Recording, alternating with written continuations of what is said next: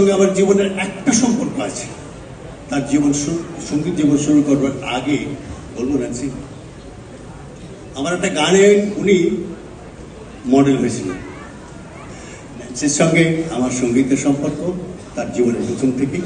আমি তার দীর্ঘ দীর্ঘ সুখময় জীবন কামনা করছি এবং সঙ্গীতময় জীবন কামনা করছি। ধন্যবাদ সিজেপিকে। একটা ছবি তুলুন ভাই।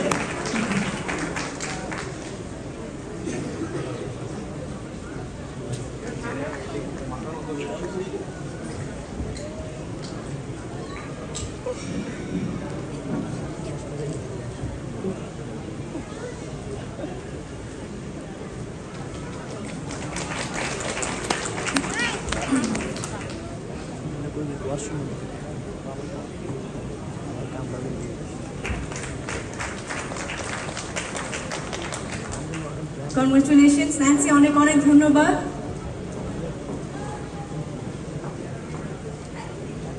মানে পূর্ণিমা আপু এমন ভাবে বলছেন যে ঠিক আছে ধন্যবাদ, এবার আসতে পারেন। না না না কিছু বলতে, কিন্তু আমি যেতে চাইছিলাম, কিছু কথা অবশ্যই বলতে চাই। সেটা হলো অবশ্যই ইটিভি সিজেপিকে ধন্যবাদ, কারণ যেখানে 2023 সালে আমার কোনো চলচ্চিত্রের গান ছিল না, আপনারা জানেন নিশ্চয়ই, আমার যাত্রা শুরু চলচ্চিত্রের গান দিয়ে, সেখানে আমাকে গাইতে দেওয়া হতো এবং একটু নিজের ব্যাপারে বলতে ইচ্ছে করছে। তার মধ্যে একটা অডিও গান ছিল, সেটার জন্যই যে আমাকে মনোনীত করা হয়েছে, পুরস্কার দেওয়া হয়েছে। আমি আসলে মনেই করছি, বিশ্বাস করছি যে এটা আমাকে সম্মানিত করা হয়েছে, আমাকে সম্মান জানানোর জন্যই এই উদ্যোগ নেওয়া হয়েছে। সেজন্য আপনাদের সকলকে অনেক অনেক ধন্যবাদ, কৃতজ্ঞতা। এবং একজন শিল্পী, যেটা শফিক রহমান স্যার বলছিলেন, যে যখন একজন শিল্পী কাজ করতে পারে না সেটার বেদনা, এটা আসলে বলে বোঝানো যায় না। আপনারা যারা লেখেন, যদি আজকে লিখতে না পারেন, রাইটার্সদের আমি শুনেছি রাইটার্স ব্লক হয়, হ্যাঁ, সেটা তো আর কোনো রাজনৈতিক দল আটকে দেয় না, কিন্তু সেই সময় তাদের খুব কষ্টে যায়, জানেন।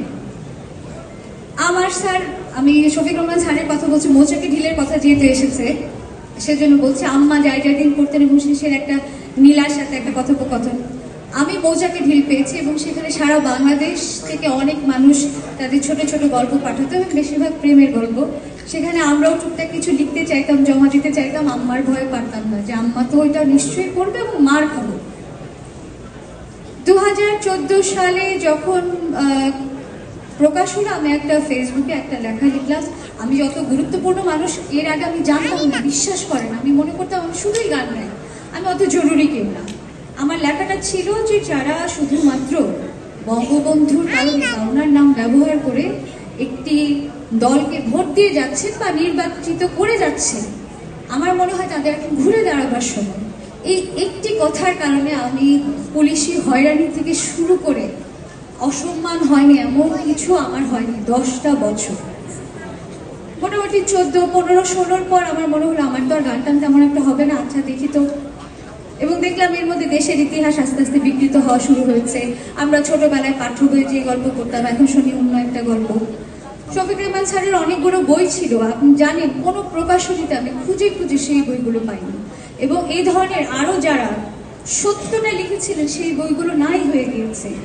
আমার মনে হয় যে আপনারা যারা সংবাদ মাধ্যমে যারা আছেন, আপনাদের ক্ষমতা অনেক বেশি, আপনারা পারেন। আমি বলছি না যে আমি বিএনপি সমর্থক, এটা বলতে কোনো বাধা নেই, কিন্তু আমি বলছি যে পরবর্তীতে যে দল সরকার গঠন করুক না কেন, সরকারটা কিন্তু বাংলাদেশ সরকার, কোনো দলের না।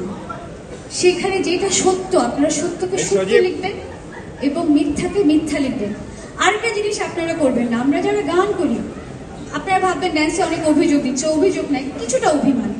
ধরেন আমি একটা ছবি দিলাম, আজ আমার মন ভালো নেই, এটা আপনারা লিখছেন, ন্যান্সির কেন মন ভালো নেই?